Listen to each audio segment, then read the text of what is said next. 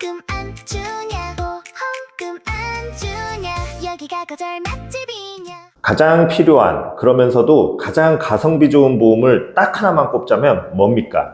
쉬운 질문이네요. 일상생활 배상책임보험, 줄여서 일배책이죠. 일배책? 들어본 것 같긴 한데 뭔가 낯설어요. 그리고 나는 없는 것 같은데? 네, 일배책은 단독보험으로 판매되지 않고 종합보험이나 운전자보험에 특약으로 부과되어 있어서 인지를 하지 못하는 경우가 많지만 통계상 2천만에서 3천만 사이로 확인이 됩니다. 즉, 전국민 2명 중 1명은 적어도 일배책 보험에 가입하고 있는 셈이죠. 그럼 가입한 것을 확인하는 방법이 있어요? 나의 장롱 속 보험증권을 확인해 보거나 보험 설계사에게 질문하는 방법이 있습니다. 그리고 요즘에는 토스나 네이버처럼 나의 보험증권 확인하기 서비스를 이용해서도 쉽게 확인할 수 있습니다.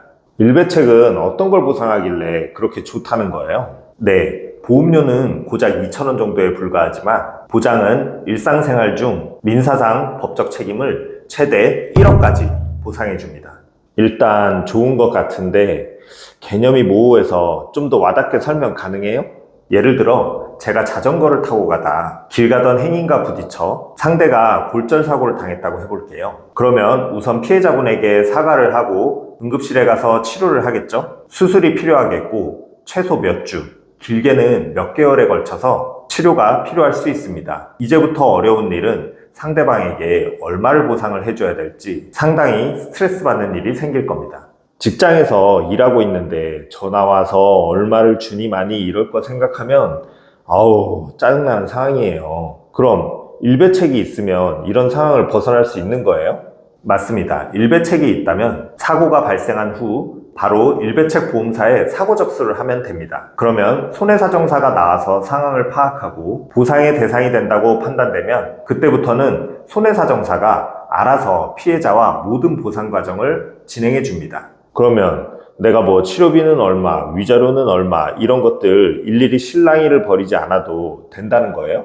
맞습니다. 손해사정사가 알아서 치료비, 위자료, 휴업손해, 상실수익 등 민사상의 법적 책임을 산정하고 진행을 해주니 고객은 마음 편하게 일상생활로 복귀할 수 있는 것입니다. 일배책 정말 든든한 보험이죠? 아, 일배책 진짜 좋네. 그리고 일배책이 나만 보장되는 게 아니라 나랑 미성년 자녀 그리고 배우자도 된다는 말이 있던데 이것도 설명해줘요. 맞습니다. 일배책은 나뿐만 아니라 나와 나의 배우자 그리고 미성년 자녀도 보장이 되고 내가 소유 사용 관리하는 하나의 주택에서 발생하는 누수사고와 같은 것도 보장이 됩니다. 뿐만 아니라 내가 기르는 반려동물로 인한 사고, 자전거 사고 등도 보장이 되니 정말 든든한 보험입니다. 반려동물로 인한 사고도 보장이 돼요? 개물림 사고 같은 거? 맞습니다. 나의 반려동물이 다른 사람을 다치게 한 경우 일배책 보험에서 보상이 되는 것입니다. 실제로 통계에서도 반려동물이 점점 증가함에 따라 개물림 사고도 많이 발생하고 있는 것으로 확인이 되니 알아두시면 어려운 상황에서 유용하게 사용할 수 있습니다. 만약에 개물림 사고가 발생했는데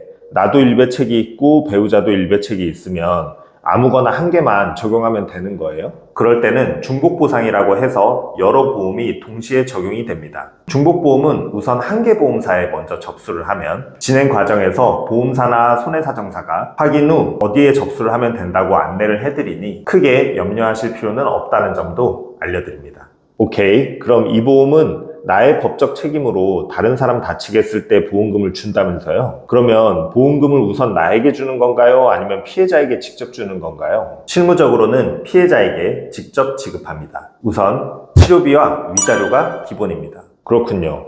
그러면 보험금은 어떤 항목들로 구성이 되는 건지 설명해 줄 수 있어요? 치료비는 실제 발생한 금액을 기준으로, 위자료는 진단서에 기재된 내용을 토대로 판례 등을 참작하여 산정하게 됩니다. 만약 소득이 있거나 주부인 경우 입원을 하였다면 입원 기간 동안 휴업손해가 인정됩니다. 또 수술 등으로 흉터가 남았다면 추후 흉터를 제거하기 위한 향후 치료비도 추가됩니다. 크게 다쳐서 후유장애가 예상되는 경우라면 남은 소득기간 동안 상실수익도 추가가 됩니다. 항목이 많고 다양하네요. 혼자 하기는 힘들 것 같은데 이것도 도움받을 수 있는 방법이 있어요? 네, 최초 사고 접수 단계에서 저 같은 독립손해사정사를 무료로 선임하여 도움받으실 수 있는 제도가 있습니다. 손해사정사 무료 선임제도? 이 정도는 이제 나도 알지. 배상책임보험으로 사고가 접수되었다면 올바듬에서 손해사정사 선임권제도 이용해서 든든하게 보상받으라는 거잖아요. 알겠습니다. 오늘은 여기까지 알아보죠. 어려운 보험금 문제로 손해사정사 도움 필요하신가요? 올바듬을 이용해주세요. 실손보험, 배상책임보험과 같은 소비자 선임권을 이용하는 경우에는 심지어 무료로도 도움을 받으실 수도 있습니다. 한 푼도 손해볼 수 없는 보험금에 대한 권리, 올바듬이 올바로 지켜드리겠습니다.